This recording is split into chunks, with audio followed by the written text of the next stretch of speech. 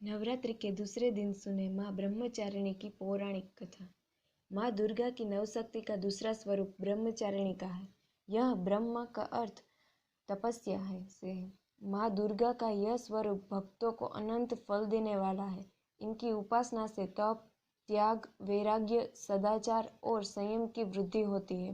ब्रह्मचारिणी का अर्थ तप की चारिणी यानी तप का आचरण करने वाली। देवी का यह स्वरूप पूर्ण ज्योतिर्मय और अत्यंत भव्य है। इसी देवी के दाएं हाथ में जप की माला है और बाएं हाथ में कमंडल धारण किए हैं।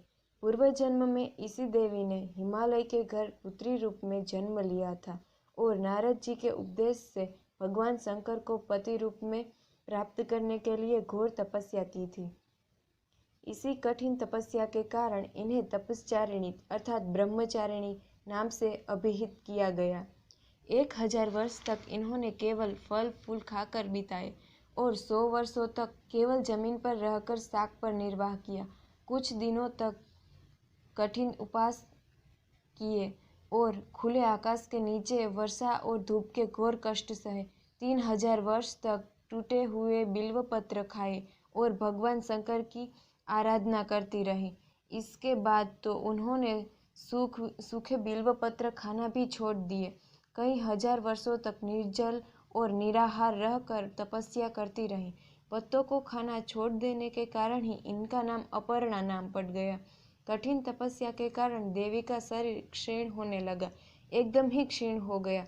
देवता, ऋषि, सद्गण, मुनि सभी ने ब्रह्मचारिणी की तपस्या को अभूतपूर्व पुण्य कृत्य बताया, सराहना की और कहा कि हे देवी, आज तक किसी ने इस तरह की कठोर तपस्या नहीं की। यह तुमसे ही संभव थी। तुम्हारी मनोकामना परिपूर्ण होगी और भगवान चंद्रमौली शिव जी तुम्हें पति रूप में प्राप्त होंगे। अब तपस्या छोड़कर घर लौट जाओ, जल्द ही तुम्हारे पिता तुम्हें बुलाने आ रहे हैं।